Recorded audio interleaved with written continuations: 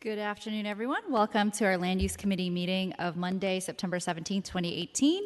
I'm Katie Tang, chair of this committee. To my right is Vice Chair Supervisor Jane Kim, and to my left is Supervisor Asha Safai. Our clerk is Erica Major, and from SFGov TV, we'd like to thank Matthew Ignow and James Smith. Madam Clerk, are there any announcements? Yes, please make sure to silence all cell phones and electronic devices. Completed speaker cards and copies of any documents to be included as part of a file should be submitted to the clerk. Items acted upon today will appear on the September 25th Board of Supervisors agenda, as otherwise stated. Thank you very much. And Madam Clerk, if you can call items 1 through 3 together. Yes, item number 1 is an ordinance amending the general plan to revise the Bayview Hunters Point area plan to reflect the India Basin mixed-use project and make appropriate findings. Item number 2 is an ordinance amending the planning code to establish the India Basin Special Use District and make appropriate findings. Item number 3 is an ordinance amending a development agreement between the City and County of San Francisco and India Basin Investment LLC. Thank you very much. We have a request from the sponsors of the legislation to continue items 1 through 3 to the September 24th Land Use Committee meeting, and at that point we will hear the presentations. So at this time, I will open up items 1 through 3 for public comment, and then we'll have a motion to continue. Any members of the public who wish to comment on items 1 through 3, please come on up. Good afternoon. My name is Bradley Angel, and I'm the Director of Green Action for Health and Environmental Justice. And as you may know, Green Action, on behalf of our many members in Bayview Hunters Point, has appealed the totally improper and we believe illegal decision of the Planning Commission, which approved it despite the EIR finding that there would be significant negative impacts on air quality that would likely exceed standards. And so that appeal is set for the 25th. So it would seem that maybe this matter should come after that, because we are confident we are going to win on appeal, because I doubt and hope no supervisor is going to vote to increase air pollution in Bayview Hunters Point. So I just wanted to bring that to your attention. Thank you very much. Any other members of the public who wish to comment on items 1 through 3?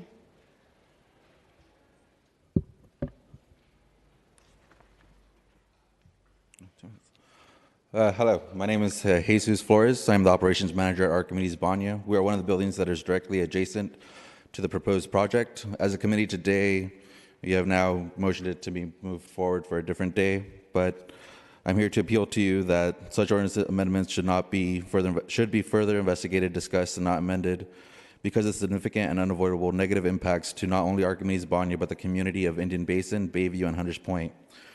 Before getting into the reasons why such ordinance amendments would have significant and unavoidable negative impacts to Archimedes Banya and the community, which will not adhere to the California Environmental Quality Act, I would like to inform you a little about the Banya. We at Archimedes Banya are committed to improving the quality of life for all living in the nearby community and residents and visitors of the whole SF Bay Area. The Banya is a Russian, German, Scandinavian-style bathhouse, the only one of its kind in the Bay Area.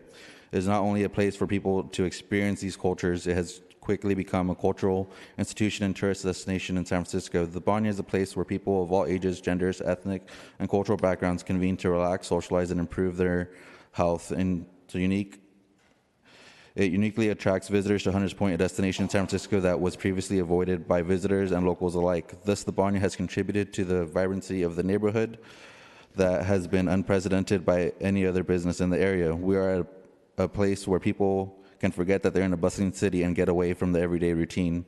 To start off, I would like to discuss the negative effects that this building would have. To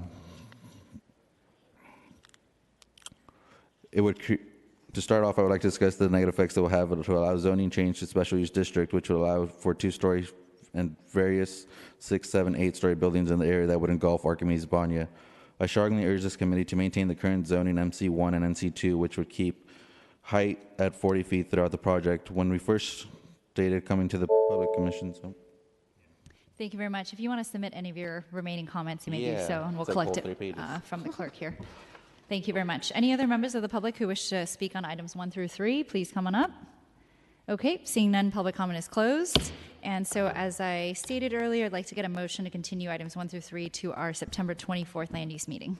I'm happy to Oh, make I'm that sorry, motion. Supervisor Kim. But, and by the way, this does not have to be answered today, but at some point between now and the Land Use Committee, I would like planning or the mayor's office to be able to brief me on the affordable housing commitment that was made. It just wasn't clear under the planning report how the 25% that was required to be built within the project site as below market rate was divided up either by AMI. It also said that in lieu fee was an option, which I really question if 25% is the percentage that was committed to. But I'm hoping that I can get those questions answered, and those will be a lot of my questions next week at Land Use. Thank you for that.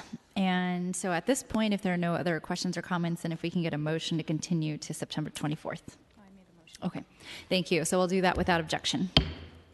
All right, Madam Clerk, item 4, please. Item number 4 is a resolution approving the Second Amendment to the agreement for maintenance of state highways in San Francisco between the city and the State of California Department of Transportation. Thank you very much. So I would like to, at this point, call up Shannon Carnes from Public Works.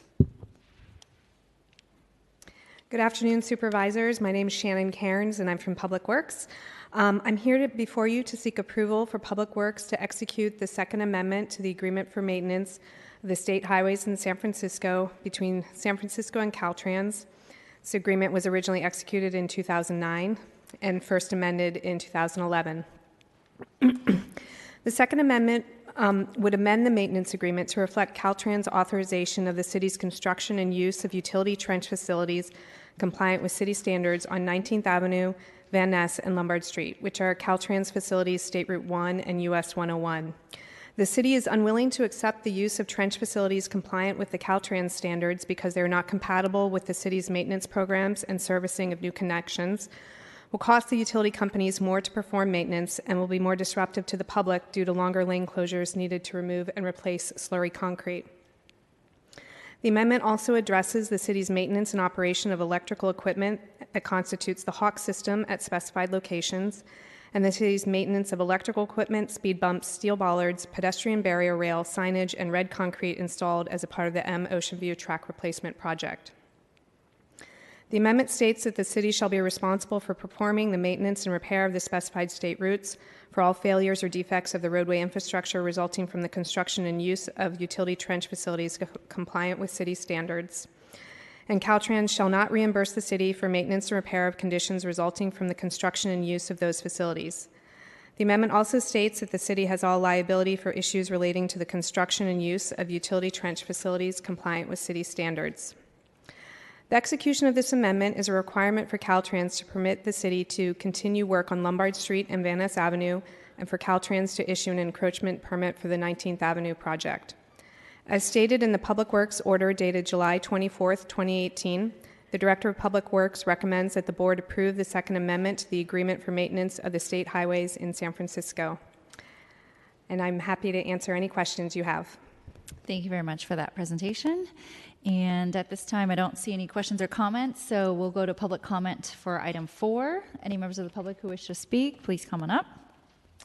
Okay, seeing none, public comment is closed. And colleagues, if we can get a motion on item 4, and we'd like to send this out as a committee report to the board for September 18th, that would be great.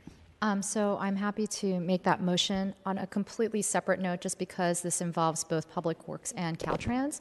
I just have to say, from our officer's perspective, it has been incredibly difficult to coordinate these two agencies, and I know Caltrans is an outside agency around issues of homelessness in our district around this area. And so whatever we can do to increase the communication and coordination between Public Works and Caltrans and our office would be appreciated. Okay, thank you. And Supervisor Safai? I'm glad this item's on the agenda today.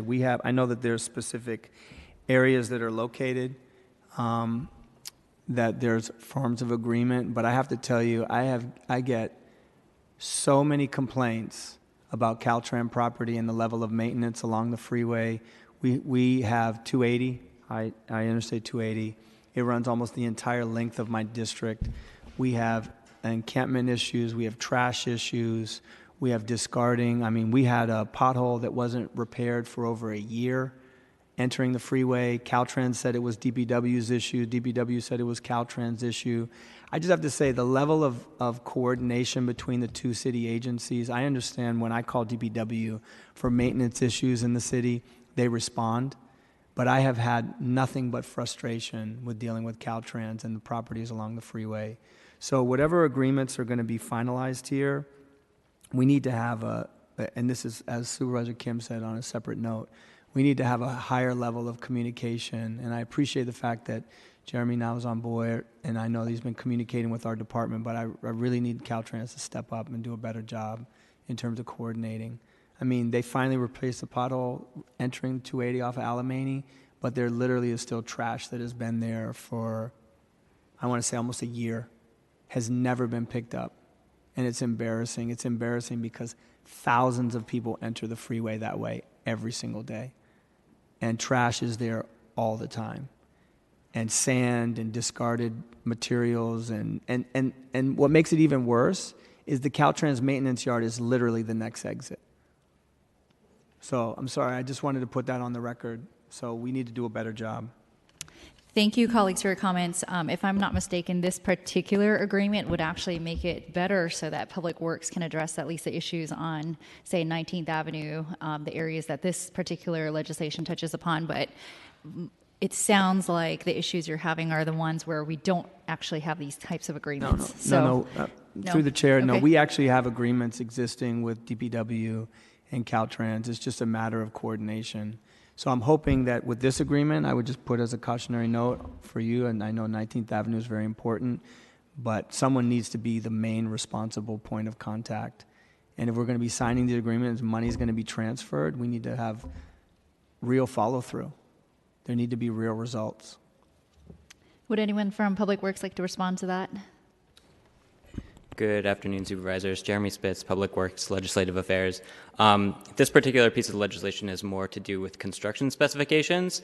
I know our office and your office have worked with Caltrans on a variety of issues, and we will continue to try and intercede whenever possible regarding maintenance and trash issues.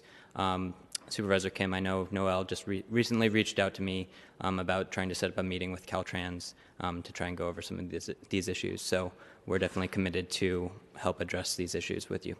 Thank you. Thank you. Thank you very much. Okay, so we had closed public comment, so at this time, just asking to send forward as a committee report to September 18th. So move. Okay, we'll do that without objection. Thank you very much. Item 5, please. Item number 5 is an ordinance amending the Environment Code to require audits every 30 months of large refuse generators for compliance with refuse separation requirements, to establish enforcement measures applicable to large refuse generators found non-compliant, and affirming appropriate findings. Also, I wanted to note for the committee that this has fiscal impact, so you could either refer it to GA or budget and finance. Okay, thank you very much. And I'll turn it over to sponsor Supervisor Safai. Thank you. Thank you, Chair. I know we have the Department of Environment with us. I think it's a very exciting week to follow. We had Global Action Climate Week. We had 4,000 elected officials, people that were involved in and concerned about the environment in general. I think that we had wonderful policies, wonderful programs, and wonderful partners to highlight at this conference and talk about how we are truly a leader when it comes to environmental concern, and the work that we're doing here is one that I think that many people around the world look to as an example. We called for, and I want to give a little history before we hand it over to the Department of Environment to give us a brief presentation, but we created this legislation, not to steal your thunder, Director Raphael, but we created the mandatory recycling and composting legislation back. It started in 2006 and 2007, went into effect in 2008, and we have been doing a phenomenal job of increasing the amount of waste that we divert from landfill. We are a leader in when it comes to having a wonderful partner in Recology, the Department of Environment. I know Public Works and Public Health are involved in well, but the main actors are the Department of Environment and Recology, and then all the workers, the men and women from the Teamsters and the Janitors Union and all those that participate, and everyday people, right? It affects everyday households in San Francisco to divert what we're sending to landfill, which has a tremendous environmental impact because the amount of stuff that we send to landfill that either could be recycled or composted creates methane gas, also degrades our environment and degrades our planet. We had the ultimate goal at that time to achieve zero waste by 2020. We also, to give a little context in history, when the legislation was created back in 2007, there was one reference in the legislation when it was talking about on the commercial side to the word custodian. There was no conversation or no focus on the people that were actually doing the work. And so the janitors stepped up in the front line. They helped to craft the legislation. And there was a conversation then about how we were going to have large generators of trash participate and be better actors. And so here we are, 10 years later. We found out that we are not going to achieve zero waste by 2020. We had a hearing last fall, and in that hearing we discovered that 60% of our waste stream is still compostable or recyclable. 60% of what we send to the black stream or the black bins could either be composted or recycled. So out of that grew this legislation. We wanted to be more aggressive. We wanted to be more environmentally conscious.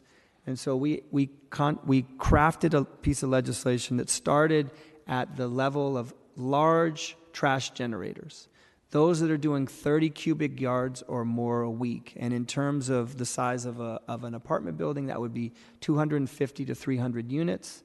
In terms of volume, it's based on weight. Everything that we do in the field of waste is based on waste, whether it's composting, recyclable, or trash. So we set very aggressive goals in this legislation. In the context of the Global Climate Summit, our mayor announced, along with the Department of Environment, that our new goal is to reduce by half what we are sending to landfill by 2030. So this legislation is designed to target large trash generators or waste generators, for lack of a better term. We've asked those in organized labor, both the Teamsters, the janitors, those in the hotel and restaurant workers union, and any of the impacted workers to look at this legislation. We reached out to a significant number of those that were impacted in the industry, the hotels, hospitals, universities, convention centers, large Class A commercial buildings, apartment buildings. We did amend the legislation recently to include also city-owned properties. We've gotten some feedback from city-owned entities. Our intent was never to rush this legislation. It was to have a very thoughtful conversation. And so we're open to the idea of continuing those conversations. We did also discover that because of the fiscal impact on the city side, this legislation will be referred to, after this committee will be referred over to the Budget and Finance. So we have more time to continue our conversations. But just to end my opening remarks, we need to be aggressive in achieving and being a good environmental stewards for generations to come and participating at a very aggressive level. And the way that you do that is you have people at the source of generation of the waste, whether it's in your own home, whether it's in a building, it's a university, a restaurant, wherever it may be, you have to have someone. And so what we've said is we are going to do 3 years. We will have an additional audit. There'll be 3 years of time to set a baseline on those large accounts. It's over 520 accounts in the city. And then after that time, they're either, just because you might be in that universe doesn't mean you might fail. You might pass the audit. You might be a good operator. I know, for instance, the Ferry Building, I know it's on the port property. I know they do a phenomenal job. They're at the 90+ diversion rate. If they're audited, they're going to do great. They're going to pass this with flying colors. There might be some, based on what we've learned in our conversations with Recology and the Department of Environment, that have just refused to participate in these programs. They don't care really let me just say it in a different way. They have not participated in these programs, whether they were going to receive fines or a higher charge on their waste bill. So this is making it more aggressive. It's giving them the option to participate. If they fail that audit, they will then be asked to either hire a zero waste facilitator, pay fines and fees, but they have to put together a plan working with the Department of Environment. We're also very forgiving for participants that maybe are, let's say, a large affordable housing development. We understand that there might be a special plan that needs to be put in place for subsidized housing. We've heard from those folks that have reached out to us, and we plan on working with the Department of Environment aggressively to come up with some specialized, tailored plans for each of those that might be impacted. I want to thank the Department of Environment for their consistent and thorough work, all the staff on the front lines that work with our office to put this plan together. I think we have a very good plan, but we're open to continue the conversations, and we thank everyone for coming here today and giving us their thoughts and their feedback. And ultimately, I think we have a really strong piece of legislation that will impact the environment in a positive way. So I'm going to hand it over through the chair to Director Raphael to present, and then I can make some other following remarks.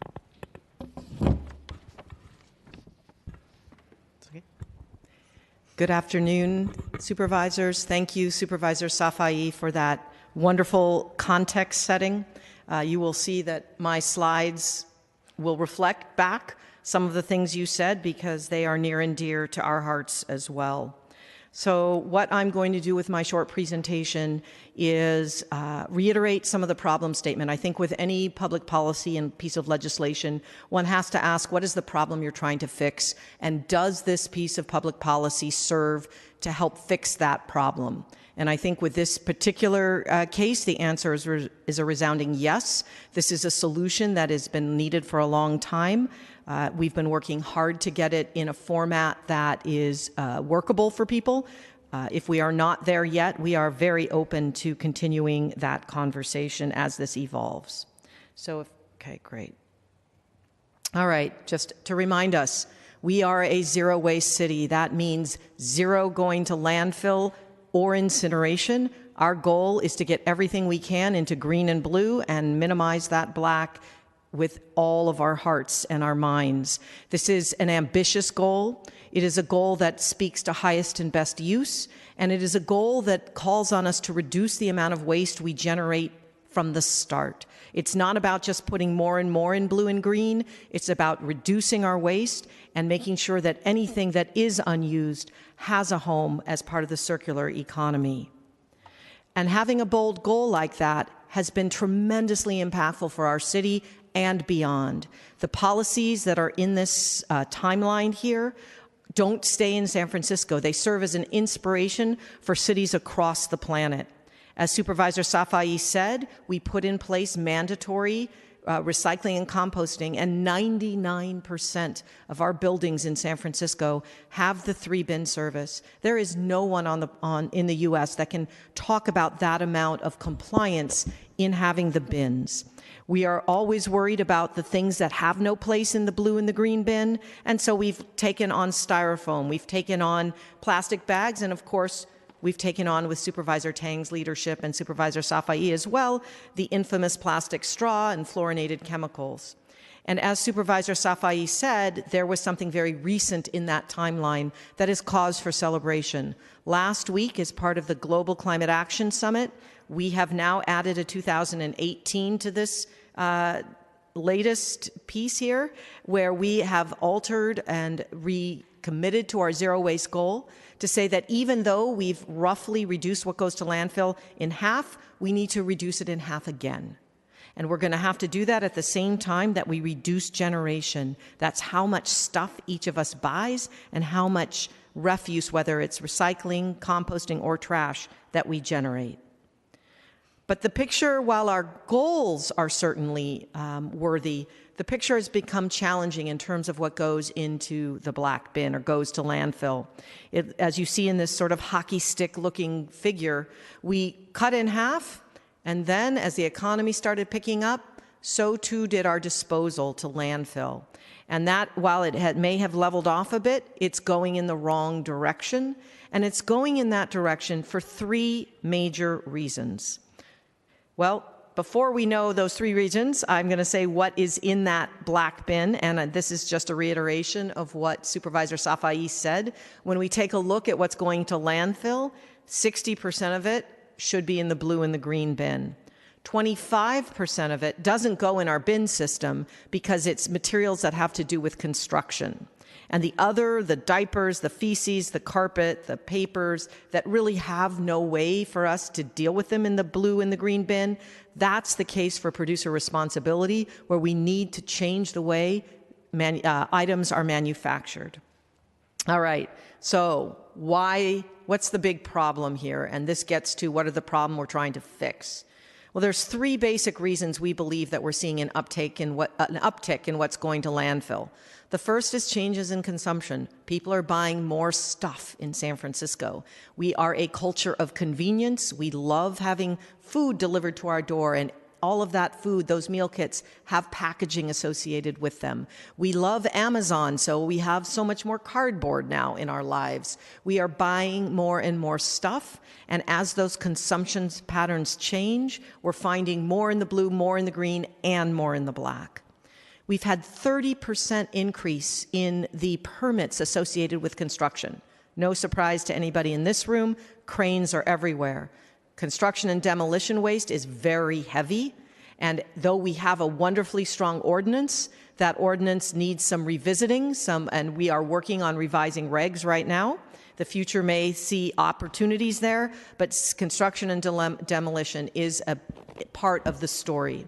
And finally, when we look at what's the problem, how come we're getting more to landfill, it's our large generators. These are complicated systems, whether it's a multifamily unit with trash chutes, or it is a large commercial office space with multiple tenants, with residential and commercial. These complicated systems are generating a huge amount of the problem when it comes to the black bin. So, how do we solve that problem?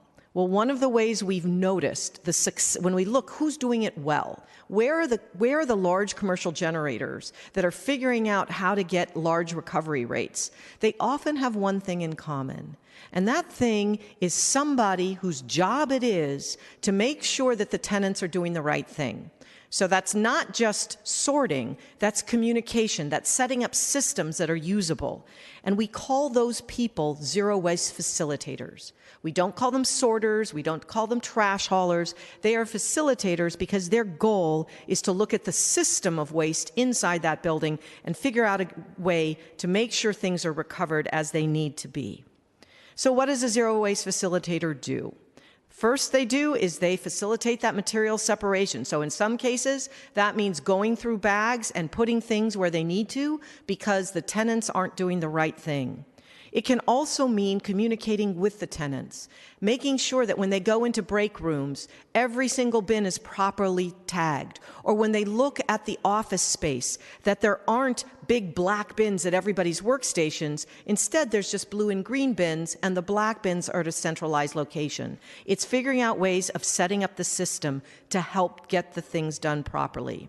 And the third very important thing that zero waste facilitators do is they save the entities money on their refuse bills. And they do that because it is more expensive to put things in the black bin than the blue and the green. There are discounts for doing the right thing. When you're not putting things in blue and green, your refuse bill goes up, and so having facilitators on staff can actually save a business money. And I'll offer you a case study of that shortly. Well, it's not just Department of the Environment saying this is a good idea. In fact, 80 properties in San Francisco right now are using zero waste facilitators to get their bills down and to increase their recovery rates. There are 9 companies in San Francisco right now creating jobs to do this kind of work. So we know that this model works. It's not just theoretical. We've seen evidence in it over and over again. And so here's an example of a case study we did in a 926-unit apartment building. So before the zero waste facilitators were hired, they had 78, that's cubic yards, that's trash speak, in their black bin. It's not a bin, it's a large compactor. But in their compactor, they generated 78 cubic yards of trash per week. After the zero waste facilitator, it went down to 26 cubic yards. 40 cubic yards of recycling went to 100. 4 64-gallon containers of composting went to 12. So in less than a year, this apartment building radically reduced what went to landfill, saved enough money on their bill that even after the zero waste facilitator, the cost of their salaries, they save $28,000 a year. So this is a net savings. We know this model can work. So who's impacted by this legislation? This legislation is focused on what we affectionately called LRGs, also known as large refuse generators. Those are generators who generate 30 cubic yards or more per week. It's about 550 accounts that Recology services, and there's a whole range of affected parties. Now, what we understand when we look at this range of affected parties, everyone from office buildings, hotels, apartments, museums, city properties, is that one size does not fit all in terms of solutions. And that for some, perhaps they can solve this without a zero waste facilitator. We've given them a chance to do that. We say, here's what the audit says. How are you going to come into compliance with the ordinance that's been in place since 2009? What are you going to do? If you can't figure it out, we'll help you. We're there to help you come into compliance. And there's timelines set up for the department and Recology to work with affected parties. We are not saying this is trivial.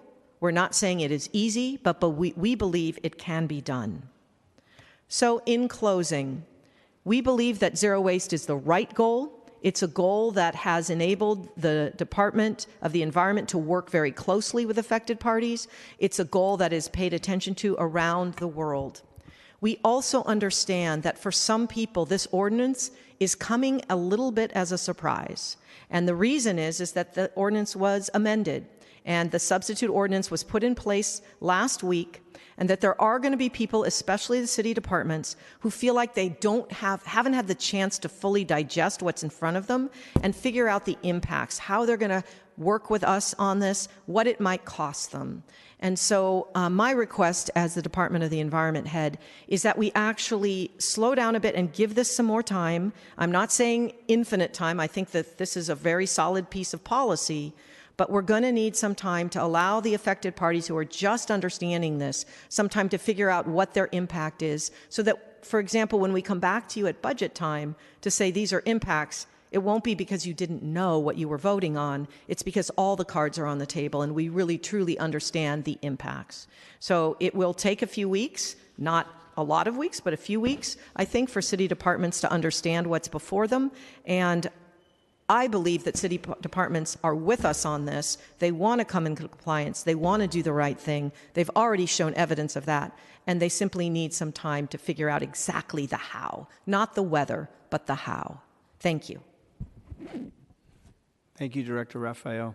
Maybe I should have had you speak first. No, you set it up perfectly, Supervisor. So I just want to say to the city departments, we hear you loud and clear. The fact that this is going to go to Budget Committee will allow us more time to sit down with you and the department. So we're going to make some amendments today. I just want to brief, before we open it up for public comment, and if there's a comment from other members of the committee, I just want to briefly walk everyone through. Again, we are going to make an amendment today. We heard from some of the stakeholders. We're going to move the effective date from January 1 to July 1, 2019. We are going to give the department, instead of 2.5 in Recology, instead of 2.5 years, we're going to give them 3 years to do all the baseline audits.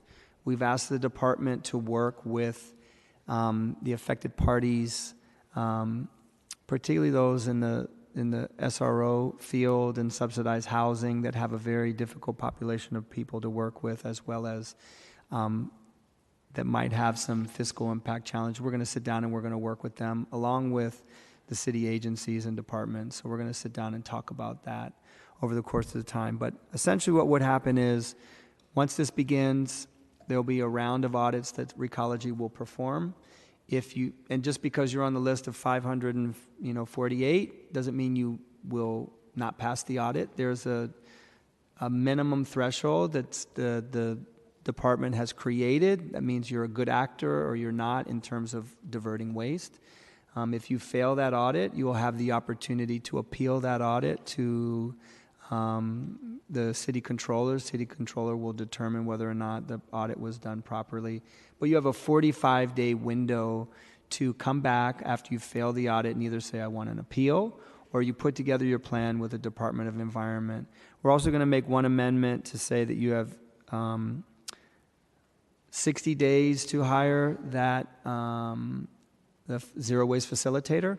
We also, with regard to city agencies, know that we're going to have to work with them on that. So that's another thing that we're going to draft. You might not be able to hire a facilitator within 60 days, a city agency. So we're going to come up with the right language with the city agencies on that. We understand the HR process in the city is not as nimble as the private sector, and there's processes and collective bargaining agreements that are in place and lists that have to be drawn from. So we're going to have the appropriate language there. So after that audit, if you weren't to pass the audit, then you would come together with a plan. You'd either hire the facilitator. You have the option of paying the higher fees, which are significant. If you choose not to do that and you've exhausted your appeal, then you would have to hire the facilitator for 2 years, a 2-year commitment. Although we do have written into the legislation, you have after 12 months, you have the option at your cost to ask for an additional audit. If you fail that audit, then fines and fees become due immediately, and you're required to keep that facilitator. But we allow for processes. We also think that moving the effective date from now until July 1 gives some time to do some education and some outreach work with the Department of Environment and Ecology. So that's essentially the kind of the broad strokes of the plan. Just wanted to lay that out for everyone, and happy to answer any questions or listen to any comments from other committee members. Thank you. Let's go to Supervisor Kim first. Thank you. I had a number of questions just because this is a process that's a little unfamiliar to me.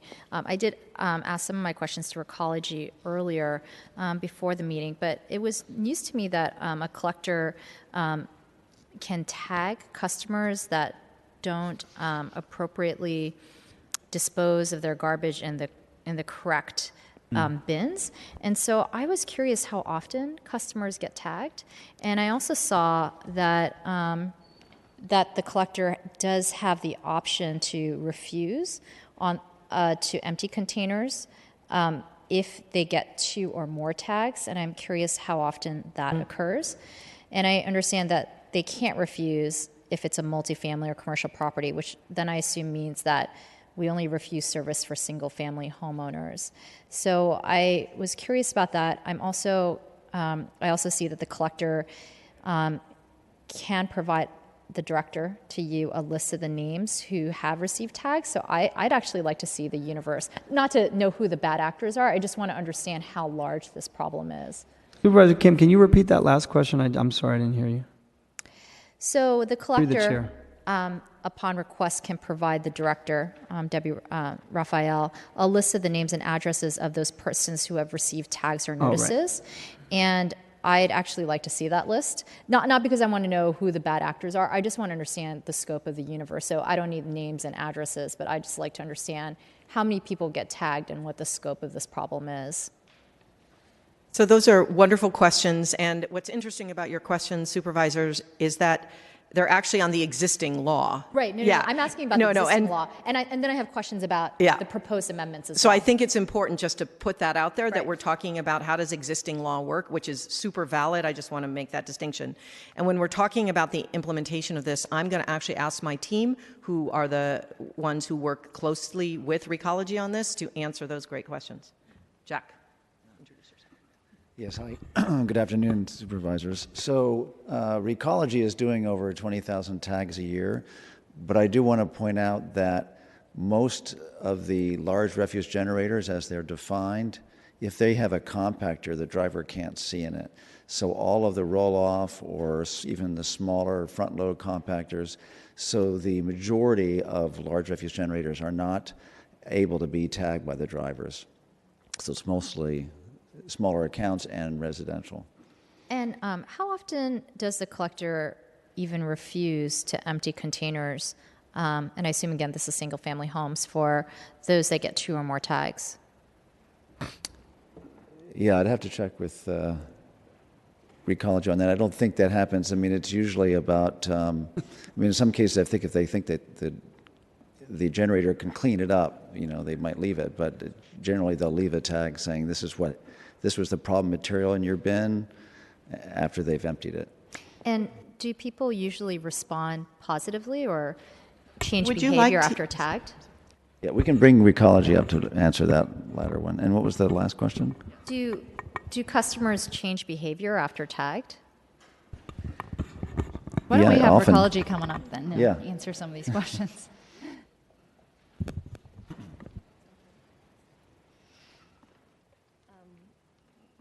So we really are Sorry, focused if you wouldn't mind just Oh, stating sorry. your name and title for the record. Thank you. Okay, Minna Tao, General Manager of Recology Golden Gate.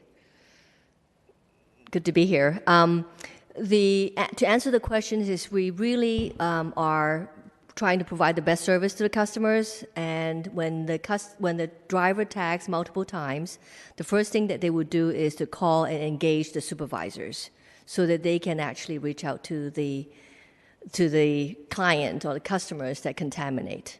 So most likely we do not leave the material behind if we can possibly service the customer.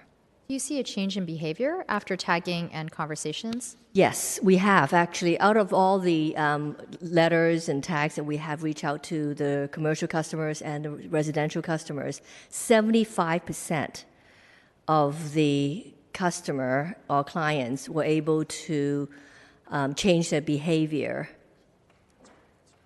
and improve through outreach and education. That's actually a very good number. Mm-hmm. And so when you tag and then the owners typically respond, then you start to see that change in behavior. And if the change in behavior doesn't happen, my understanding is that the bills often go up. Well, actually, it's a long understand how that process to happens. get the bill to go up. So there's two types of financial impact to the customer, and that is primarily for large apartments and commercial customers. One is if they have left. So Director Raphael mentioned that there are financial incentive. So the more material you put in the blue and green bin and less in the black, you actually have a diversion discount. And how significant is that discount? So I'm just trying to understand what the incentive looks like. It could be very significant. So let's say that you have $1,000 in your bill and you have achieved a 75% diversion rate. So that would halve the bill to $500. Okay. So it's significant. Okay. So if we consistently find contaminated material in their black and the green bin, so basically they really have not earned the diversion discount. Through multiple outreach and through multiple audits, we will actually reverse the diversion discount. We call removing the diversion discount. Mm-hmm. That usually get the attention of the customer pretty quickly. Yeah. Very, very quickly. And the Department of Environment said that you typically do about 20,000 tags a year. Mm-hmm. Has that gone down at all with increased education and awareness, or Yeah. does it just stay flat? Actually, it has stayed flat, but we have also introducing the technology to allow us to tag more frequently. Before, the tag is pretty manual. You have to use paper all the way through. So half the city now have gone into this system called Routeware, that is a mobile device that allows you to tag electronically. So we hope that the tagging will be more and more effective as we continue to roll out this platform. Thank you so much. Mm-hmm. So the rest of my remaining questions are actually on the proposed ordinance, and so this can be either for Supervisor Safai or the Department of Environment. So I just want to make sure I understand this correctly, and I have to say, like, as a legislator, I don't find the language super clear, so I think maybe we should make sure that it's clear so that people who want to follow it can. But I'm just looking on page 6 on lines 15 through 17. The notice and order shall state the requirements and 45-day deadline in section 1906F and prescribe an adequate capacity of zero waste facilitators based on the audit's finding.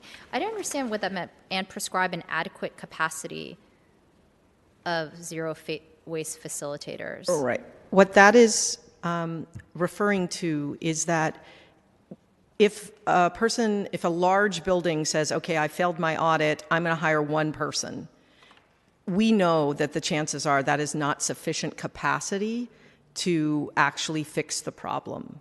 And so what will be happening from the time there's a failed audit to before they get a letter from the director is that we will be assessing what the needs are of the facility in order to have adequate capacity in facilitation to handle that amount of waste. It depends, and this gets to the one size fits all is a problem. You can't in legislation say exactly what that capacity would be. So we will be, through our own guidelines, setting the boundary posts to what adequate capacity looks like, and then we will be truth checking that as we go facility to facility. Okay. And so all I would say is that I would... It's not clearly written. It's just not clearly written. Fair enough. The language is very awkward, prescribe an adequate capacity of zero waste facilities. I just think there's another way that that can be written so that people understand what that means. So just so that I fully understand, there's about 520 buildings that fall under this universe. Correct. Of doing, is it 30 cubic yards? Correct. A week. Or more a week. And the ordinance would mandate that the Department of Environment would audit every single one. Recology will do the audits. Recology will do that. Yes. Okay, and that will be just included within their budget That's correct. based on the fees that they generate. Will this increase fees for users because they have to increase staffing to conduct these audits? Okay. You know, we actually have looked at the resources that we currently visited every single compactor once every 2 years. You already do visit all 520. All the compactor customers, once every 2 customers? years. These are the It's the large same. refuse. Yeah. Yes. Okay, it's the same. So Right. you do visit them already every Because 2 we can't years. tag them. So we looked at them and coordinate when they drop off the material Okay. at our transfer station. So that work is already being done. Yes. Okay.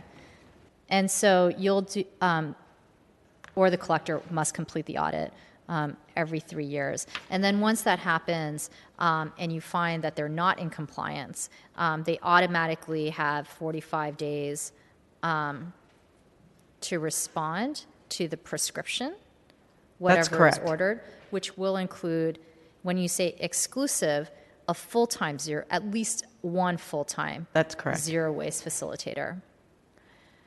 Okay, and then there's no... And by exclusive, we just meant that what we don't want is a poor janitor or custodian to be just all of a sudden designated to have these dual roles. That isn't physically possible. Okay. And there's no kind of opportunity in between for some type of mediation or some opportunity to cure before they have to do this? They can appeal and say, we can do this without. Okay. And there's an appeals and then process. there'll be a process through which they'll go through you. And of the 520 buildings, just because it came up in some of my emails and calls, do we know what percentage might be affordable housing and SRO hotel in the city? Our best looking Director, I at can answer that question. I'm going to, through the chair. Yeah, So we had a lot of conversations with the Department of Homelessness and Supportive Housing, as well as a lot of the different providers in the universe. There was, for instance, Tenderloin Housing Clinic has thousands of units in the city. They have one building that's impacted by this that we know of so Could far. you, I'm so sorry. So could you- we, I said,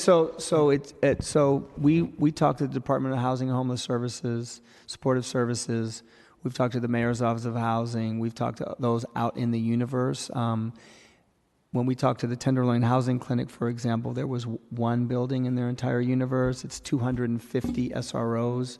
But what we have said is we're going to work with the Department of Environment and Ecology to sit down and put together a plan and a timeline specifically for those particular buildings. Okay.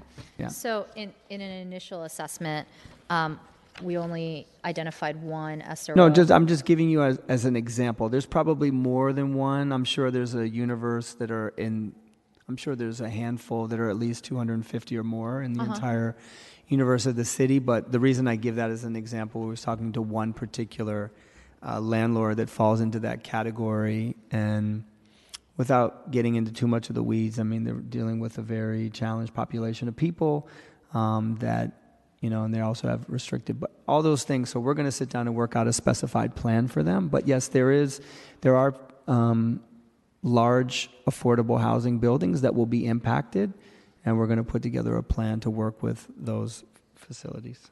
Okay. I think that is almost. And I did want to make one other amendment that we're going, talk about one other amendment that we're going to make. And that is when we were working with Recology, there's some language in there that talks about back of the house of inspections that was not intended to remain in the legislation, that the collector would have the ability to do back of the house inspections on these large refuse generators or any of the other capacities. We wanted to leave that in the hands of the Department of Environment, and working with Recology and Department of Environment, they were good with that. So we're going to strike collector, and that's in a later in the later portion of the legislation. Okay, thank you very much. And thank you, Supervisor Kim, for many of the questions I was going to ask as well. But I also I know that Supervisor Safai mentioned this, but I did want to clarify, because when I read the legislation, also on page 6, it does talk about that 45-day window for basically responding to the director's notice for violation. But then down on lines 21 in subsection F, it talks about how within 45 days, a large refuse generator who fails an audit must, within 45 days of receipt of a director's notice and order for a duration of a minimum of 24 consecutive months, designate staff or otherwise engage a person whose exclusive function is to serve as the zero waste facilitator. So I did raise this issue, and I think I heard that Supervisor Safai already mentioned an amendment for that time period for when you would actually hire the large refuse the zero waste facilitator to be, I think you said 3 months? Right. Well, okay. I said 60 days. Okay. I think you said 3 months, but I had suggested longer, but yes. So you said 2 months. Right. We're gonna say 60 days. We're gonna work on tightening that language a little, because I think we also need to work with the city agencies to ensure that they have the appropriate time. The 45 days is for them to come up with a plan and put that in place. We want to ensure that the facilitator is identified and ready to be hired in an aggressive timeline. So we're going to say in this version 60 days, but we're going to work with the department along with the other impacted parties to ensure that we have the right time. But right now, we're going to say 60 days. Okay, thank you. And I do agree that for departments, we definitely need to give them a little bit more of a time frame for that. Also, the language says, and unfortunately, I don't see our city attorney here, but it says designate. And so I wanted to know whether designate means actually hire, or that you just actually identify on paper somebody. So through the chair, the reason we put that language in there is because we wanted to ensure that if there were existing staff that were already employed in the field of management of the building or doing trash collection or janitorial services, that an employer could designate someone and say, this is your new responsibility. So we wanted to give the option. It didn't have to be a new hire. It could be either a new hire or a designated staff that's already existing. So that's what the intent of the city attorney was in terms of drafting that. Thanks, and I see he's back. So I guess the question that would naturally come up is, we do see on the list that some schools or nonprofits might be impacted by this new legislation. And so, for example, if a nonprofit didn't have the funds to actually hire someone, and they didn't even know who that person was, let's say after 2 months, basically, I'm just trying to figure out the meaning behind designate. If again, they can't identify the funds to be able to do so. Well, one way or another, I think the intent of the legislation, if they're going to have a zero waste facilitators, they have to have somebody. So they're either designating a staff person that's already there, and that's their new role. They're going to have to hire someone, or they're going to have to work together to put together a plan. Whether it's grant writing or otherwise, or come up with a creative solution. But I think that's what we said. We're open to working with the Department of Environment on those subsidized housing facilities, for lack of a better term. We're going to put together a plan in that regard. I think designate was the word that the city attorney chose to say, if you have an existing staff, you can reassign them. And I guess just a follow-up question, but let's say you don't even have someone already hired to do it, no one on staff that you could designate. Do you need to, when you're responding to the Department of Environment, actually have someone's name down for who the zero waste facilitator must be? I would defer to Director Raphael. We tried to leave some of the administrative functions of implementing this policy to the department. We didn't want to be overly prescriptive. If you look at, for instance, the threshold with which either people will pass or fail their audit, it's an acceptable level of marketing the materials. It doesn't set a diversion rate specifically because we want the department to use their background information, their expertise, and so on. We want to have some flexibility implementation. I think the same thing was we were doing here. We said you could either hire someone, you could designate someone. You just have the most important part of this particular clause is that it's their exclusive function. And as Director Raphael said, we didn't want someone to have workload added to their existing workload. And the way we have read this is that it doesn't say we need a name, but we need some way of knowing that has been fulfilled. And so if the answer is we're not sure how we're going to do it, that is not a satisfactory answer. They need to know how they're going, so that we have confidence that they're in compliance with that aspect. And that is the way it's written, is that's a requirement. Okay, so basically if someone were to say, let's say I'm a nonprofit, I failed an audit, I need to go hire someone. I didn't have the funds immediately, but I said, well, within 2 months, I will hire someone, that would suffice?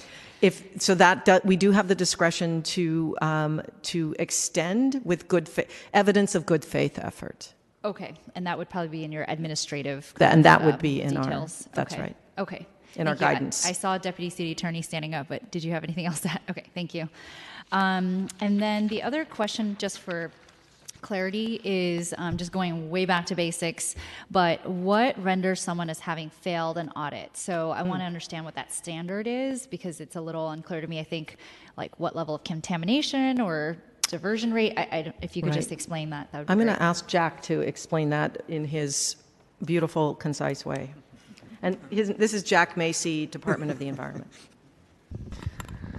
Yeah, so the ordinance calls for us to have guidelines on what the thresholds of contamination will be based on Recology's ability to process and market material and based on significant loss of recyclables, compostables. So we would basically say it'd be X% contamination for each specific of stream, recyclables, compostables, and trash. And if the audit shows that the contamination level is above that, then it's a failure, and the audit would clearly document what those contaminants are and what their percentages are. Okay. So I'm just wondering how this, so is it a standard that remains the same, or does it fluctuate? Can we give an example of, like, let's just say there's a compactor or bin with, I don't know, let's just say 30% plastics that are recyclable were not contaminated, and then maybe like 10% that I suppose were contaminated food items. Then you're saying that, I guess I'm just trying to understand from a regular everyday person, like, how would I fail an audit here? Yeah, so we look at the contents of that particular stream. So we look at we're looking at trash. We look at that compactor load, that's spread out on the floor, it's inspected, and then we identify what shouldn't be in there and how much is in there. So we say, oh, well, here there's food and there's recyclables, and they add up to 30%, and that's above the acceptable threshold. Is that what it currently is right now, 30%?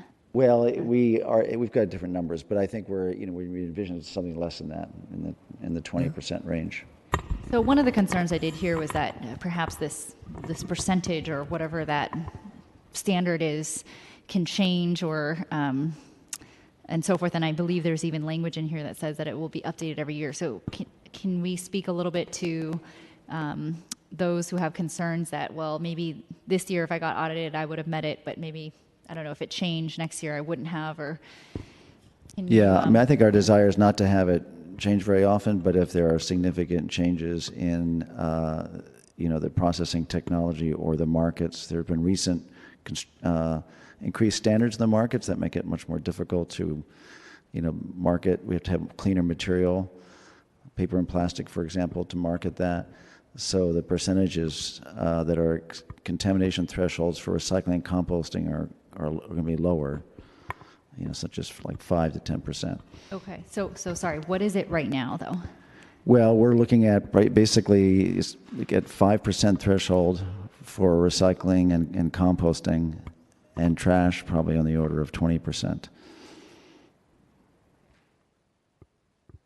Trash, 20%, okay. Director Rafael? Thank you, Supervisor. It's important, as you know, as you craft policy, there are things you want in law and things you want to have some discretion and flexibility to change. And so these determinations, we feel it's very important that they are not set in stone and that we would have to come back for amendments because market conditions change. They change in both directions. Sometimes it's going to be that we're going to need to allow a little bit more contamination. Sometimes it will be, wow, we can't allow it anymore because there are no more markets. And so this is written with these boundaries in place where the director will be looking at processing capability and market conditions and setting guidance that will be publicly available and understood as to how we will educate around. So as our capacity changes for what's acceptable at Pier 96, and as markets change, it's really important to have the flexibility, even though I know it makes some people nervous. Can I jump in for one Supervisor second? Safai? Yeah, I just want to because I think I hear one point that what I heard Supervisor Tang say, and I think it's an important point. So, for instance, you're saying 5% recyclable, 20% trash, let's say 75% or 80%. Is there going to be a significant change in the beginning of July 1, 2019, and then 3 years later? Is there going to be a significant change in the standard by which you're judging people on a pass-fail on the audit? Did I catch that right, Supervisor? Mm-hmm. So, for instance, if you're audited in the beginning of the program and you're audited at the end of the 3-year cycle, is there going to be a significant difference? We do not anticipate significant changes. We just felt it is important to have the flexibility to look forward because we don't know what the market's going to look like 5-10 years from now. Totally understood. Thank you for that clarification. Thank you. Yeah. One question that might go to the sponsor of the legislation, but also perhaps Recology, is just how it was arrived that the zero waste facilitator needed to be on site for 24 consecutive months. And I do know that there is that halfway point where a large refuse generator can request an audit, and if they comply, they can do away with a zero waste facilitator. I understand that, but how was it arrived? The 24 months. Have maybe you as Recology seen that a 2-year time span does the trick, or Supervisor Safai, if you can answer that. I can answer that. I mean, we've had a lot of conversations about this legislation, working with the Department of Environment, Recology, as well as those in the industry. Those are actually doing the work. And so the idea was to say 24 months would change the culture and behavior of an affected party. 1. 2, if you saw the example that Department of Environment gave where they had an apartment building that was generating a significant amount of waste, and after they had the facilitator, and then they saw the cost savings based on the diversion, based on the overall, they still came out ahead even with the zero waste facilitator. I think that takes some time to change the culture. So we put in 24 months, but we also put in the opportunity to appeal, depending upon if the cost savings weren't realized, or an opportunity to review the situation after 1 year. We thought that overall was fair. I think any smaller amount of time, you wouldn't have a significant change in behavior and you wouldn't have an overall impact on the diversion. Okay, thank you for that. I don't know if Recology had any response or that. Okay. And then my last question is just how will outreach be done to these roughly kind of 500 or so buildings or entities that will be impacted by the legislation? And then I'm assuming you'll have conversations with our city departments. Supervisor Safai. You bet. So absolutely. The Department of the Environment, our zero waste program is divided into 3 segments based on target audience. So we have a municipal, a commercial, and a residential. And so here I have Soko, who is our municipal person. Jack is our commercial person.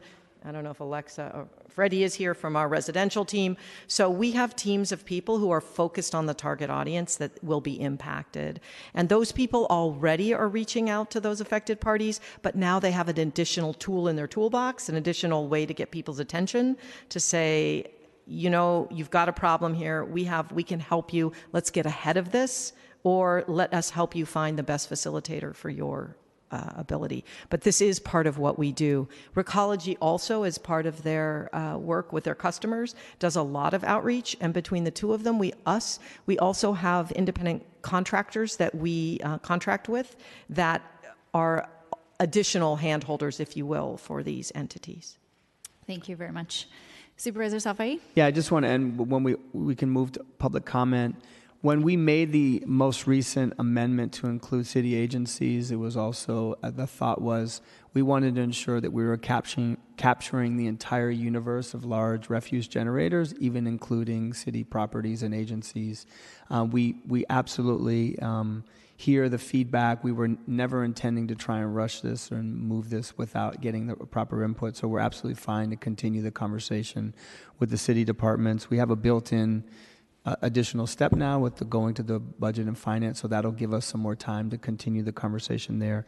The other thing I wanted to point to, and I really appreciate slide number 3 in the handout, because that's, again, what really motivated us in this conversation. We're going to have another piece of legislation that we're working on with the Department of Environment that talks about the construction and demolition debris, because what's happening in that 25% category is that people are taking the construction demolition debris away from certified recycling facilities that actually do the proper level of sorting, and they take that to outside of our universe area dumps, and then we get hit with that weight, and we get hit with that on our overall diversion. So we're going to dig in on that as well. This was the first step because this was the largest piece of the pie, and we felt like it was the one that we could move aggressively on inside the boundaries, working with all the affected parties. So thank you, all the committee, for all the questions, and if it's okay with the chair, can we open it up for public comment? We'll go to public comment now for item 5. Any members of the public who wish to speak, please come on up. Hi, good afternoon. I'm Ruchi Shah, Sustainability Manager with Tenderloin TNDC, so not the clinic, but Tenderloin Neighborhood Development Corporation. I am definitely in support of this legislation. Given that we got the changes and the details on Friday evening, I feel kind of very similar to what Director was saying. We need some more time to digest and understand the impact that it will have on our multifamily portfolio. So we have 38 properties in the city. We serve low-income, affordable, low-income population, all kinds of people, including homeless. Just to give you an idea, we serve over 5,000 people, and a majority of them make under $15,000 a year, $1,300 a month. And in terms of waste, specifically, we spend $1.4 million annually. So it's 4% of our operating budget. As part of our sustainability program, we actively work with Recology and SF Environment when it comes to waste management. But when it comes to the legislation and the changes, my concern is specifically for the definition of large refuse generator, and we had some discussion about that earlier. There are two pieces in that definition. One is roll-off compactor service, or it generates 30 cubic yards or more of refuse per week. So 15 properties, they have compactors, but they do not have 30 cubic yards of waste every week. So I'm trying to understand which one is applicable, because it says or. The other concern is about hiring a facilitator. Definitely cost is a concern, but internally, and given my position, we are doing a lot and working with Recology and SF Environment. So I would be in that bucket where we can appeal to do that ourselves. Supervisor Kim actually has a question. If you could just clarify, you said how many, of your 38 buildings, how many of those buildings have a roll-off compactor service? 15. 15. And how many, do you know how many produces 30 cubic yards or more? Just 3. It looks like all 18 would be covered under this ordinance. I mean, the way it's currently drafted. Right, but those compactors are really small. That was my concern in terms of adding cost to that building. I see. So defining the roll-off compactor, the type of, yeah, or if there is a threshold, there is that. for that purpose. And last but not the least, sorry. I'm so sorry. Sorry, we just have to limit that to Supervisor Kim's direct question. Okay, can I just submit it later? The comments? Absolutely. Our clerk will get that from you. Thank you. Thank you. Next speaker, please. I can use this mic. Good afternoon, Dee Dee Workman. I'm representing the San Francisco Chamber of Commerce. We really appreciate the opportunity to meet with you, Supervisor Safai, and your staff last week to discuss the legislation. We all want to meet zero waste goals as soon as possible, but we're also concerned that this legislation is moving too quickly and without enough outreach and input to those who are directly affected. It applies the same requirements to refuse separation to many completely different industries that generate different types of waste via different systems from different sources. It's a one-size-fits-all kind of requirement, and that would be applied to office buildings with multiple tenants, hospitals, hotels, apartment buildings with multiple tenants, convention centers like Moscone, food services, AT&T, Chase Arena, and now city agencies. These are very different animals with entirely different waste generation systems, sources, as well as time and space constraints. The Chamber can't support this legislation unless it's amended to reflect those differences. Also, we hope that more time would be built in for outreach and education before penalties start to accrue. We should increase opportunities for everyone to succeed in coming into compliance with zero waste goals. Instead, this legislation seems to jump to overly prescriptive, punitive measures without the data to justify it. It requires hiring or assigning full-time waste facilitators even when they may not be the best solution or folks can't afford it. So we are asking you to slow this down, which it seems like you are. I understand it's going to Budget and Finance, and we really appreciate that. We would like to continue to work with you and the Department of the Environment to hammer out specific, more effective, data-driven methods that we can all implement and support. Thank you. Thank you. Next speaker, please. Hello, Supervisors. John Bozeman with the Building Owners and Managers Association, representing high-rise building owners, generally commercial office and retail. I want to thank Supervisor Safai and his staff for working with us and the other stakeholders here in the room over the past few months on this. Thank you again. Appreciate your time. But we're hopeful that some amendments that we have submitted that I have not heard today are really considered, especially with what the Department of Environment had mentioned regarding the marketability of the materials and the audit that is generated from it. I think that's a very important consideration, and I won't reiterate what the director said with the department, but I think those are that's a key amendment that we're looking for as well. For BOMA members specifically, we'd like to refocus this ordinance on the all persons provision in the 2009 ordinance, which basically means all people, including building owners and their tenants. We feel that tenants are the true zero waste facilitators in their space.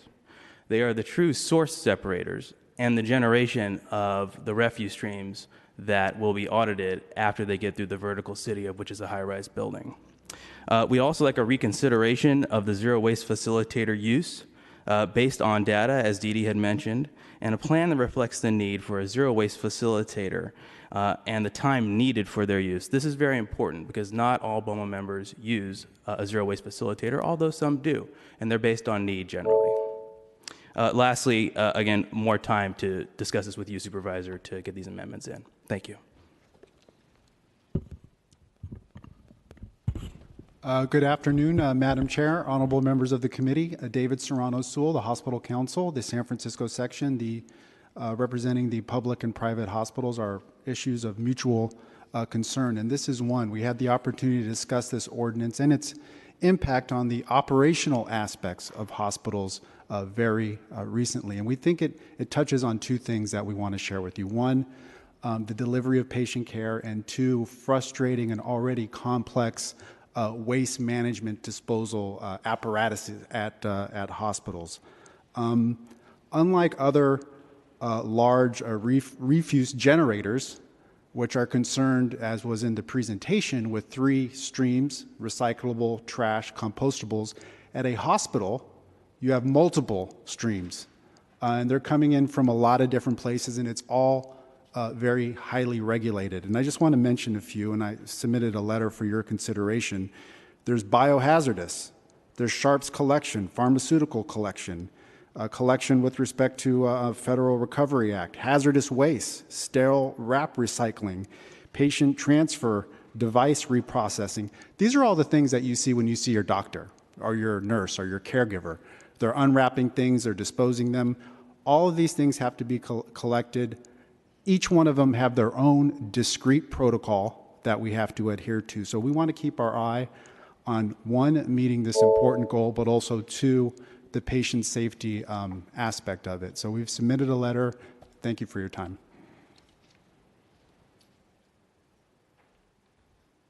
Good afternoon, John Bouchard, Secretary Treasurer, Teamsters Local 350. We represent all the garbage and recycling workers in San Francisco, including the collection drivers who pick up the material and the material handlers who sort the material at the recycling facilities.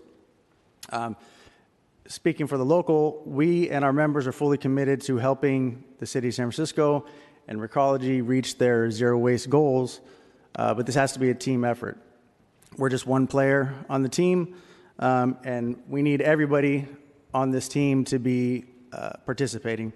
And that includes these, big businesses and/or building owners.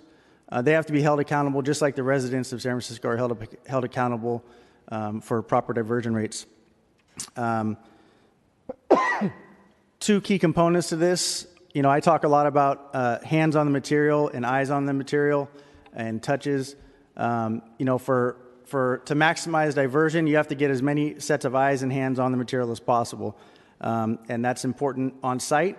I think, these big buildings, the residents aren't going to do it on their own. Someone has to hold the residents accountable, the tenants, and then someone has to hold the building owners accountable. And I know that, members of Local 87, who are the janitors, are more than willing to play their role. We're willing to play our role, but we have to be able to get eyes and hands on that material. And as I said, the two key components: one, you have the C&D issue that Supervisor Safai brought up. These haulers that are non-Recology haulers are hauling the C&D outside of the city and county, and we never get our hands on it, but all that weight gets attributed to the city. Two, the 60% of the waste that's not being touched ever, we have to be able to get eyes and hands on that for maximum diversion. So we're fully supportive of this ordinance, and we appreciate the time today. Thank you.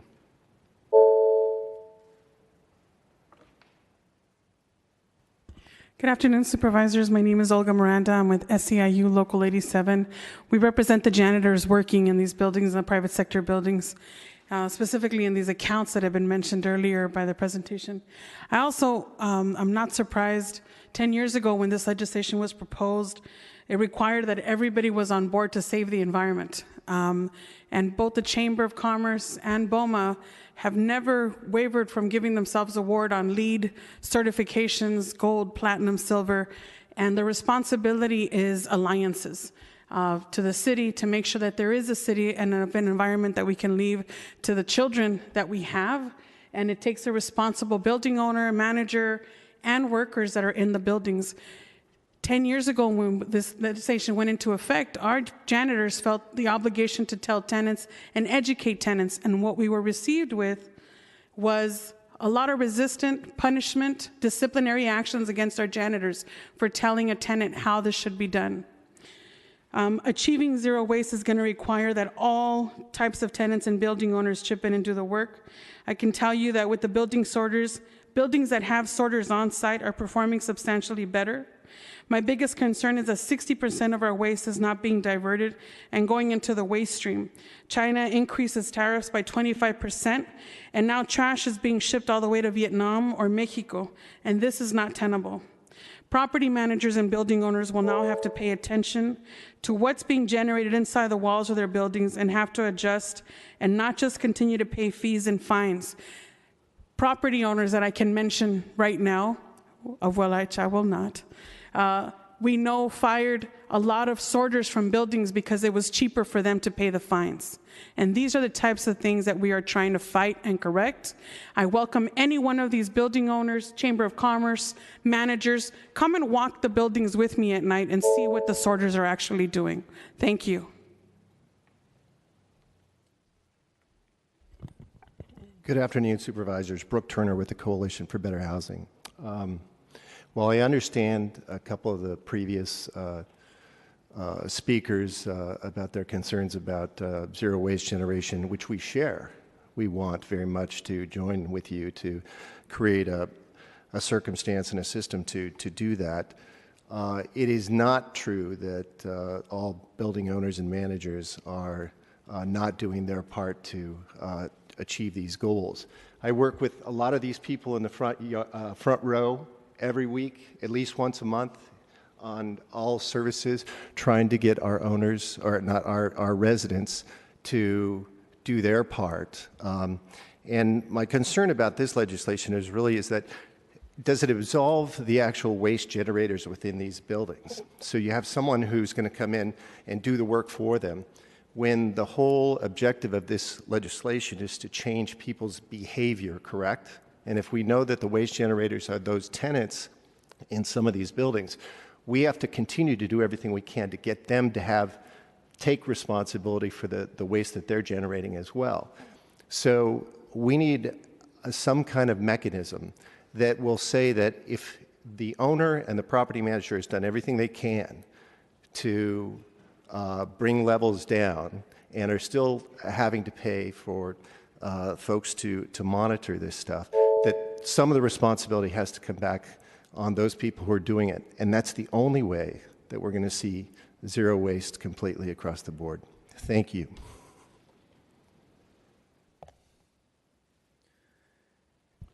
Good afternoon, Supervisors. Charlie Goss with the San Francisco Apartment Association. And the Apartment Association shares the city's goal of zero waste. But we have an ordinance before us which only deals with essentially the account holder, the Recology account holder. And the difficulty with my members is that our members hold the account with Recology, but they're not the refuse generators.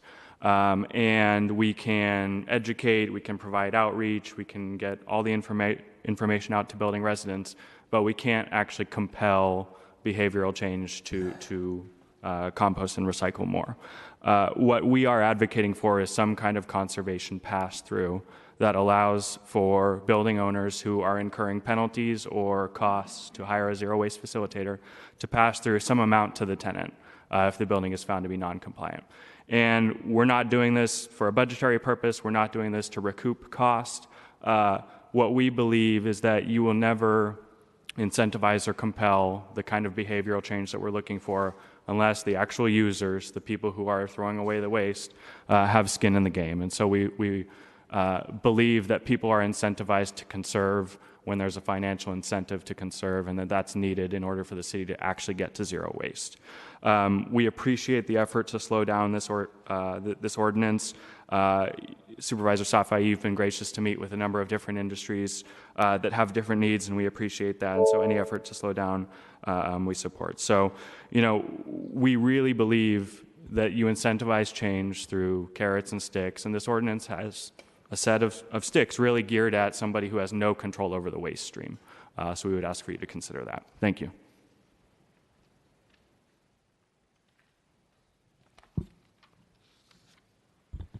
Good afternoon. Minna Tao with Recology. First of all, we want to thank the author, Supervisor Asha Safai, and the Department of the Environment in working with us to address most of the operation issues that we have raised during the course of developing this legislation. With the most recent round of amendments, we are confident Recology will be able to meet the mandates to perform the audits. We deeply appreciate the city's continual effort to create policy that supports the San Francisco goal of 50% landfill reductions by 2030. We want to thank the authors for his focus on contaminations and important issues in meeting this ambitious goal. Over the past decades, in partnership with the city, we have worked to steadily improve recycling recycling and compost participations among our largest commercial customers through a thoughtful set of policies, including economic incentives, primarily positive, but also negative when efforts fail, outreach and education, we have been able to create great strides. Today, 99% of all buildings in San Francisco have the 3-bin system on site, offering everyone the opportunity to participate. Through an iterative process with the city and our customers, a few things have become readily apparent. First, the large majority of our customers do in fact want to do the right thing and be a good recycler, and they believe in the greater good of environmental protections, and they also enjoy the economic savings that are realized by fully participating. Second, our largest generator commercial customers represent a diverse group of operators, from nonprofits such as San Francisco Food Bank to low-income housing properties like the Alice Griffith Apartments, to multi-tenant commercial entities such as Embarcadero Center. Each sector and each... Okay. Thank you very much. Okay. Sorry, we'll take your That's okay, comments, we'll though. take the comment. Good afternoon. My name is Veronica Slatengren from Department of Public Health, Environmental Health Branch of Solid Waste Program. I'd like to thank Department of Environment and for the opportunity to comment on the legislation on behalf of Department of Public Health. We do want to state that we're in support of city's goal of zero waste and for this legislation, but do recognize that more time is needed to polish the language of the legislation, and we would like to continue to work with the Department of Environment to help with that effort. One of the points I wanted to make in reviewing this draft of the legislation is that there needs to be the large refuse generator has to be better defined. Currently, it states that the large refuse generator means a commercial property refuse account holder, but from what I've collected from Director Raphael's presentation, it also includes apartment buildings, which is not a part of commercial property. Thank you.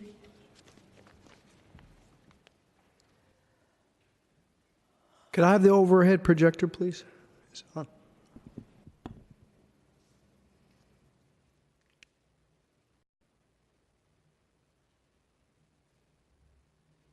My name is Gilbert Williams, and I'm a lifetime resident here in San Francisco. A part of... Just really quickly, I don't know if are you speaking to this particular item you put on the overhead? Yes, I am. So this is a resolution that was passed December 5th, yes, 2017. I'm sorry, sir. The full Board of Supervisors voted unanimously for the repeal of Costa-Hawkins. Sorry, can you hold on 1 minute? Hold on, sir. Sir? Sir, hold on. Otherwise, I'm going to have to cut off your microphone because... I'm sorry, sir. Okay, can we please cut off the mic? Sir, we're here in Land Use Committee to talk about a refuse ordinance. So that's the only item you're able to talk about. So I'm sorry, I'm going to have to cut you off here. Sir? Cut off his mic. Sir. I'm sorry, but the rules are the rules. So if you come to the public Board of Supervisors meeting... Sir. Okay, sir. I'm sorry, I'm going to have to ask you to step away from the podium because you have to speak on the item that is actually before us, okay? All right, so any other members of the public who wish to speak on item 5 for our Land Use Committee agenda, please come on up. Okay, all right, so public comment is closed. And sir, I'm sure we can talk to you about that separately from this Land Use Committee meeting. Supervisor Kim, and then Supervisor Safai. Yeah, I was, Supervisor, just not to cut you off, I'm going to go through, I've heard a number of the questions. I want to try and touch base on a bunch of the questions that were raised. So one is if Department of Environment can speak to item number 1 about the biohazards. I understand there were some emails back and forth. I don't think hospitals, biohazard, or the separate way has anything to do with and is not impacted by. I see you all shaking your head, but it would be helpful to comment on the record for that.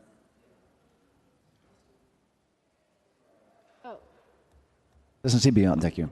The refuse does not include medical waste, hazardous waste, biohazards. So those specific items that were mentioned are not part of refuse. So we're talking about materials that would be recyclables, compostables, or non-hazardous, non-biomedical trash. Mm-hmm. Okay, great. So that was, and then just again, either you or Director Rafael can answer. There was a question from one of the commenters about compactor or 30 cubic yards. So it sounded like there was some confusion on behalf of the person that was answering that question, or maybe it was just the way it's written here. Can you talk a little bit about that? And do we need to tighten that piece of legislation? Well, so the definition of a large refuse generator is if they have a roll-off compactor or 30 cubic yards or more. It sounded like she had 18 of those, but it sounded like only 3 actually produce more. Yeah, so I think the way to look at it is if you look at all your accounts that have a roll-off compactor, no matter what the total volume is, and they're in. Any roll-off compactor you're in, and then separate from that, you look any account that's generating 30 cubic yards of surface, and that could be with no compactor. So that's why the or is really important. So is it the 18 or not? Well, I'd have to look at their list, but it sounds like it's probably 18. It's all those with roll-off compactor, and any account that's not on that list that has 30 cubic yards or more of surface would be included.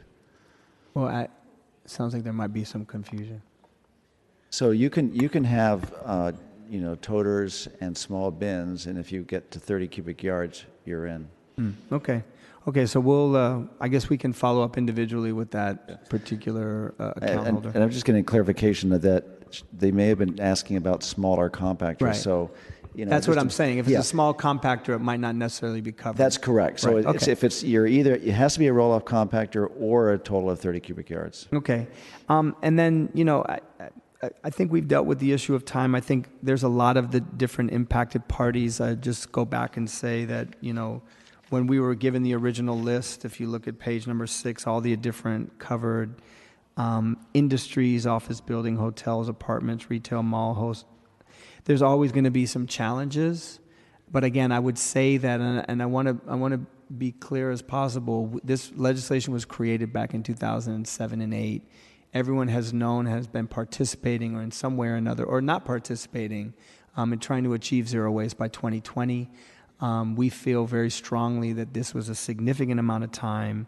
There were some original things that were written into the legislation to talk about large refuse generators that was not implemented, and there was a way that there was some loopholes, or there were ways that it was just kind of abrogated in many ways, shapes, or forms. So here we are 10 plus years later, and I think that based on the most recent announcement from the mayor as well as the Department of Environment, we're all going to have to come together, and I'm absolutely happy to work with the affected industries and parties to come up with the right strategies, and I think that's what some of the flexibility allows for in the legislation. I do want to make a comment. The Department of Environment doesn't have to respond, or Recology doesn't have to respond, but I heard the people that are actually handling the trash, when it says as many eyes and hands on the waste as possible, and the fact that 60% of that waste stream is still going to landfill. Some of that is going to still end up at the transfer facilities. So we'd like to work with Recology. I know that in some of the other areas outside of San Francisco, they're actually doing some sorting of the waste stream itself. So we should have a further conversation about that, because that's also probably going to increase the amount of diversion. And then I will say I did hear loud and clear the folks say, particularly in apartment buildings, that we're talking about the actual users in those buildings. And I just wanted to I know that in one of our last meetings, people presented us with some legislation and the process that they do in New York City. But I just want to give the Department of Environment a quick moment to talk about what their reaction is to that this is going to be impacted on the account holder and not the actual person that's creating the waste, particularly in apartment buildings. And so did you want to respond to that, about the question about a conservation pass-through, or we're not actually targeting? You don't have to talk about that, but the fact that this is not impacting the actual people that are producing the waste is the account holder. Because I think we've tried to approach this in a very sensitive way, but that's the hardest one to. I mean, in a large commercial building, you have the ability to, at some point, renegotiate a lease. In a hospital, there's cost savings and cost measures. I think it's going to be an additional cost to the overall waste diversion.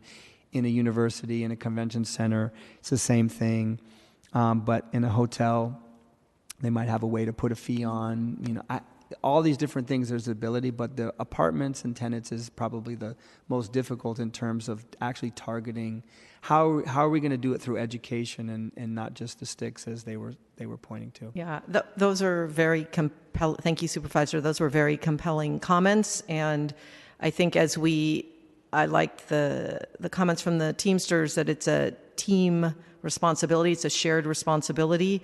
There's no question that in an apartment buildings, it's not the building owner who is the generator. It is their tenants, which is the case for hotels as well.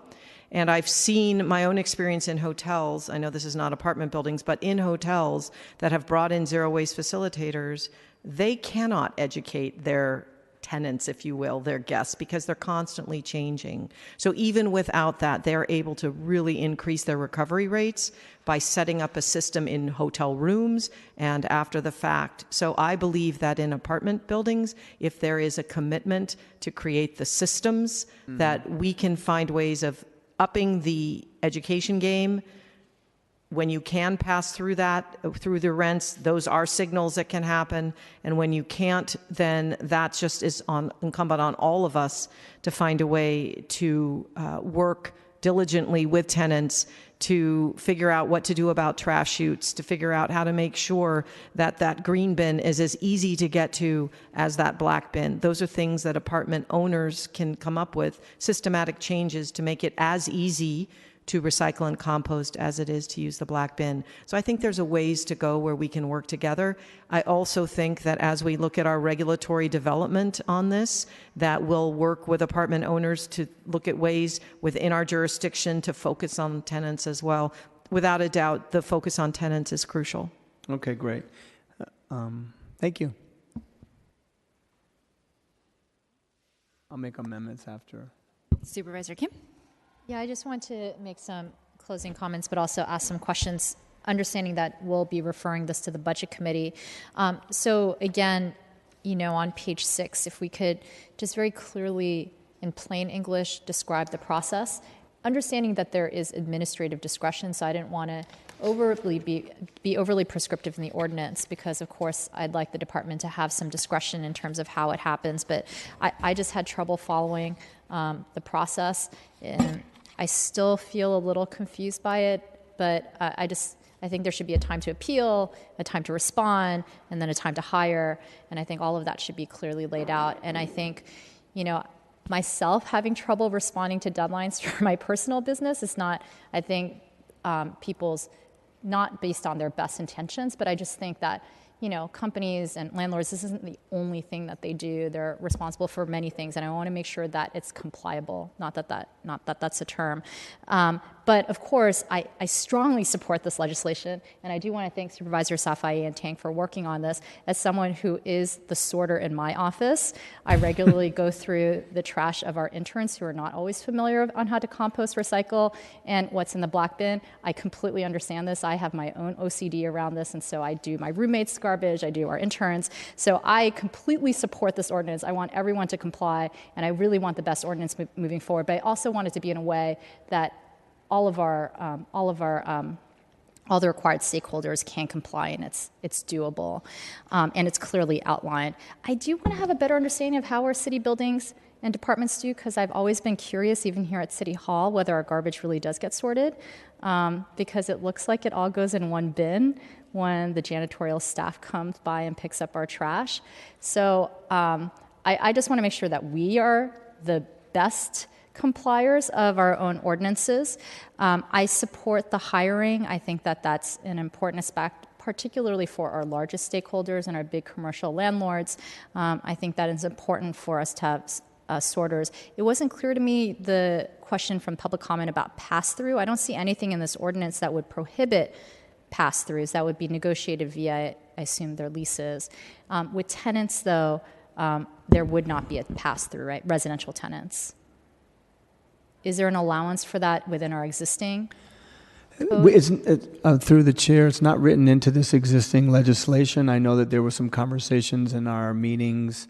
We went through some operation and maintenance amendments through some other legislation. The thresholds were changed. I think there was some consternation on the part of apartment owners to say that if that thresholds were slightly different, we probably would be able to add this to that category to allow it to reach to the level of having that conversation. I think we're going to continue the conversations about that in particular because we want to ensure that we're changing people's behavior, but we also want to be respectful of the current existing operation and maintenance agreements through the rent board and others. And so we're going to continue that dialogue with the apartment association, but we do hear loud and clear that if you're a 400 unit building and there's 27 tenants that are just not participating and the account holder is the apartment building owner, it's hard to really, if it's just going to happen on site, how are we going to change the behavior of those tenants? And so we want to be more creative and continue those conversations. So that's not being determined here. I don't have a particular position on it. I understand the importance of compliance, and I want people to comply, and I also don't want to push out tenants who are already feeling the weight of the rent prices here in San Francisco, and would also love to in the future hear a little bit more about how this will impact our 100% affordable housing and our SRO hotel operators. It seems like it might have minimal impact, but it would be good to understand it. And also, the ordinance just lays out one staff member or more if the Department of Environment requires it.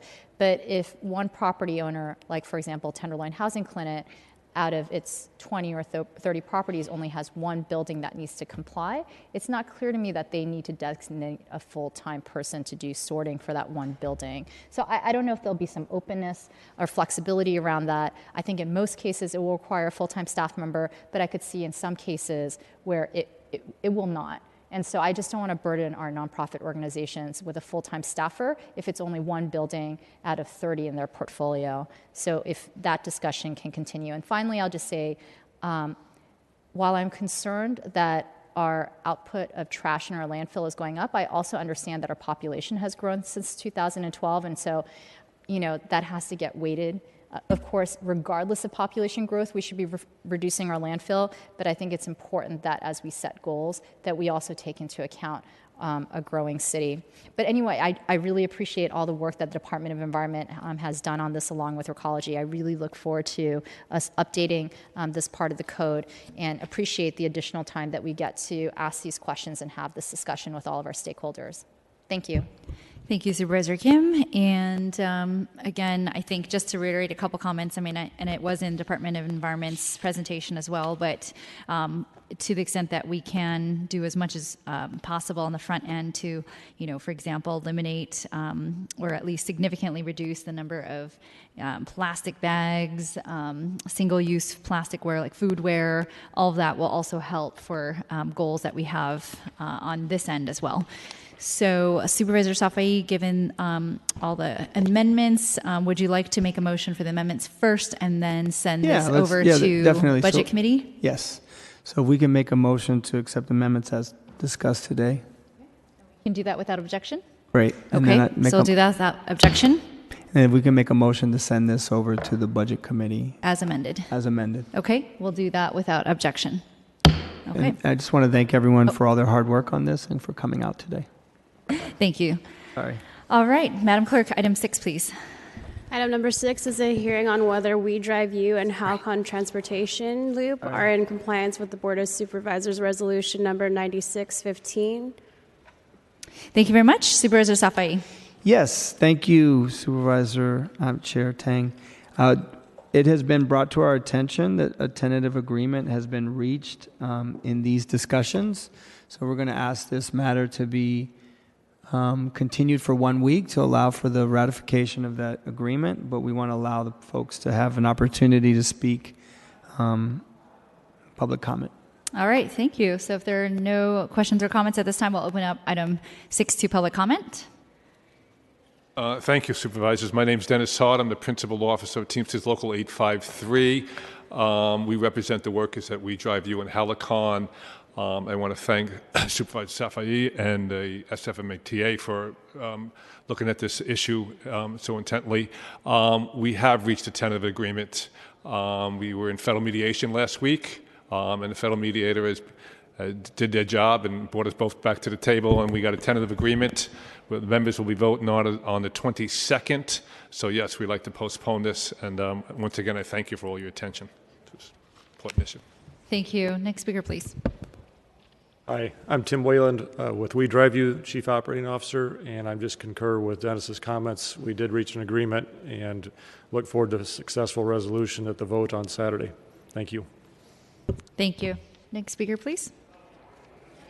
Eric Zandheis with Vice President Commuter Shuttle for Halcon Transportation. We as well are working together with the union and We Drive You to get this ratification. So we look forward to the week off. Thank you.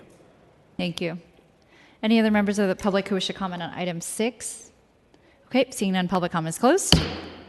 Supervisor Safai, motion to continue? Yes, motion to continue for 1 week. Okay, and we can do that without objection.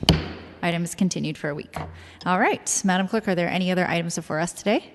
There's no further business. Okay, thank you. Our meeting is adjourned. Great.